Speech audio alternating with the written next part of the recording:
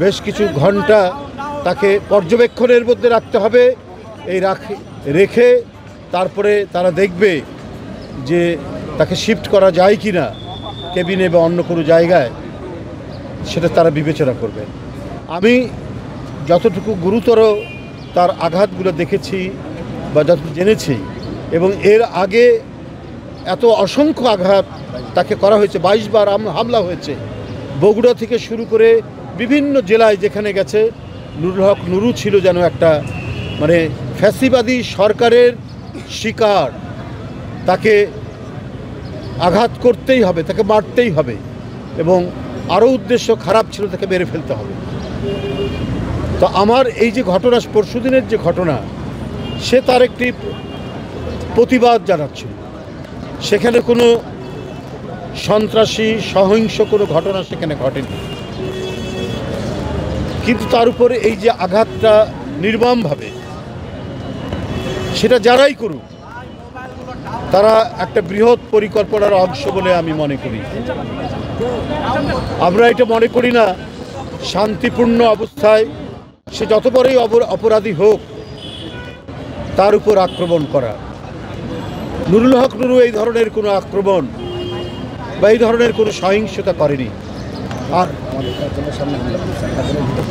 হ্যাঁ, তারপরে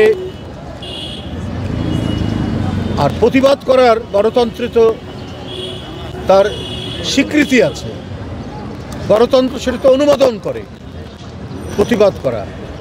আর তাদের অফিসের কার্যালয়ে ঢুকে এইভাবে আক্রমণ করে রক্তাক্ত করা, এটা আমি মনে করি উদ্দেশ্য প্রণোদিত গভীর চক্রান্তের অংশ। এবং 5ই আগস্টের পরাজিত শক্তিরাই আজকে নানাভাবে নানা কায়দায় তারা তাদের বিষ দাঁত বসানোর চেষ্টা করছে। এর সাথে কাদের সাহেবরা,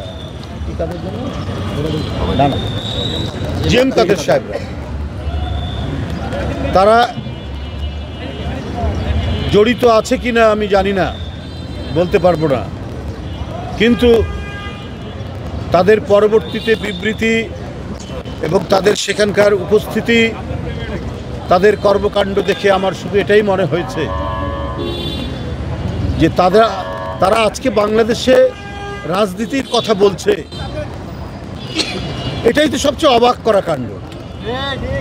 যে লোক শেখ হাসিনার আমলে নির্বাচনের আগে ভারতে গিয়ে যখন সাংবাদিক আপনারাই সে যখন বাংলাদেশে ফিরে আসে, আপনারা যখন জিজ্ঞেস করেছেন তখন বলেছে যে কিছু বলা যাবে না, নিশ্চয়ই আপনাদের মনে আছে। তো সেই লোক বাংলাদেশে রাজনীতি করে, রাজনীতির কথা বলে কি করে? এরা তো দেশেই বিশ্বাস করে না, এবং এরা নির্বাচন করবে কি করবে না, কি কথা তাদের হয়েছে সেটা তাদের অনুমতি ছাড়াও বলতে রাজি নয়। যারাই জড়িত হোক তাদেরকে নিরপেক্ষ তদন্তের মাধ্যমে শাস্তি দিতে হবে, এদের বিরুদ্ধে ব্যবস্থা গ্রহণ করতে হবে। আমি নুরুল হক নুরু সাবেক ডাকসুর সাবেক ভিপি, এক জনপ্রিয় ছাত্রনেতা ছিল, এখন রাজনৈতিক ব্যক্তিত্ব। আমি তার আশু সুস্থতা কামনা করছি। আল্লাহ যেন তাকে দ্রুত সুস্থ করুন, এবং তার উপর যে আঘাত, সেই আঘাতের আমি দাবি করছি আপনাদের সামনে উন্নত চিকিৎসার জন্য প্রয়োজনে তাকে দেশের বাইরে নিয়ে চিকিৎসা করানো হোক। সেগুলো অন্যায় করেনি।